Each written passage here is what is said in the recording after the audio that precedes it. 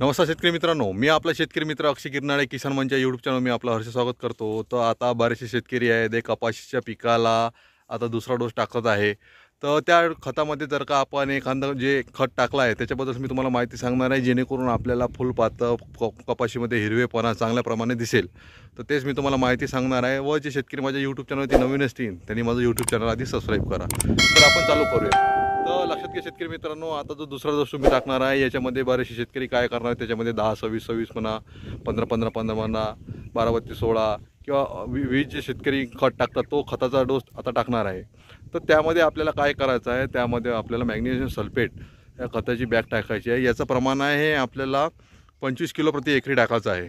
आता यांनी काय फरक पडेल, आपल्याला जे आहे ते कपाशी हिरवी राहण्यासाठी मदत मिळेल, त्याच्यामध्ये फुलपात्यासाठी त्याला आपल्याला चांगला फायदा मिळेल।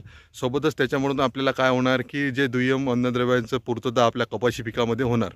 तर शेतकरी मित्रांनो लक्षात घ्या, जी मॅग्नेशियम सल्फेटची बॅग आहे, जे पण आपण आता खत टाकणार जसं की 15-15-15, 10-26-26 जे पण आपण आपल्या कपाशीला दुसरा खताचा डोस देणार त्याच्यामध्ये हे आपल्याला बॅग वापरायची आहे।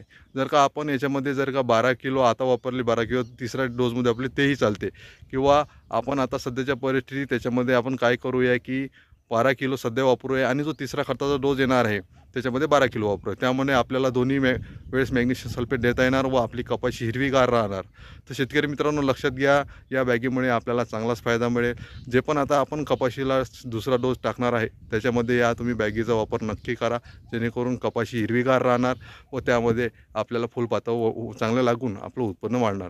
तर शेतकरी मित्रांनो, जर का हा व्हिडिओ आवडला असेल तर शेतकऱ्यापर्यंत पोहोचवा व जे शेतकरी माझ्या यूट्यूब चॅनलवरती नवीन असतील त्यांनी माझं यूट्यूब चॅनल नक्की सबस्क्राईब करा। धन्यवाद।